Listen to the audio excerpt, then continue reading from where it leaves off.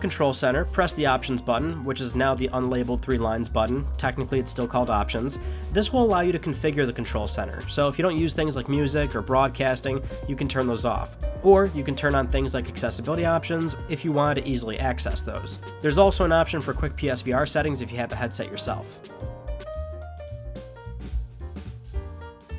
Phone settings, you have a lot more options on PS5. Head to settings and go to sound. Under microphone, you can now configure things like when your microphone is automatically used, like basing it off your current login status or changing it when you start a chat or a broadcast. In the same menu, go to audio output.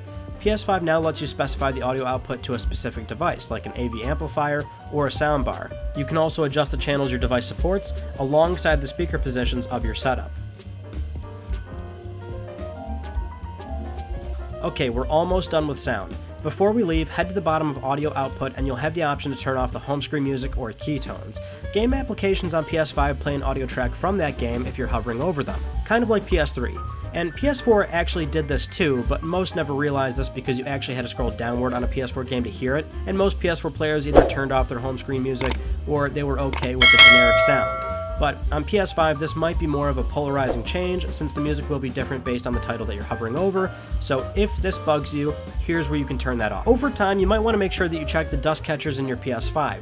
The top and bottom panels of the console are easily removed with just some careful prying, and there are 2 dust catchers on the upright side of the console. If you're in a dusty environment or you have pets, it's probably worth checking these every few months to clean out, making sure your console is in tip-top shape. One feature we were missing for the entire PS4 generation is finally here on PS5, and that's a store wish list. So now, when browsing the PlayStation Store, you can visit a game's product listing and add it to your wish list, which you can then revisit to keep tabs on. And better yet, you can head to Settings, Notifications, and set up wish list updates. That way you'll be notified of any changes to your wish list. The brand new PlayStation mobile app is now a great way of managing your PS5 content remotely. Not only can you buy games and start downloads to your PS5, but now you can even delete content and make room for your new download that you want to start. Just make sure that you're using rest mode and enable the ability to download games while in rest mode. Another neat trick with the mobile app is you can launch games from it. That way they're ready to go on PS5. And you can do this from rest mode as well. The console will power up, log you in, and launch the game. Even when a DualSense isn't connected, the game will start up as far as it can go until you're ready to pick up a controller and start playing.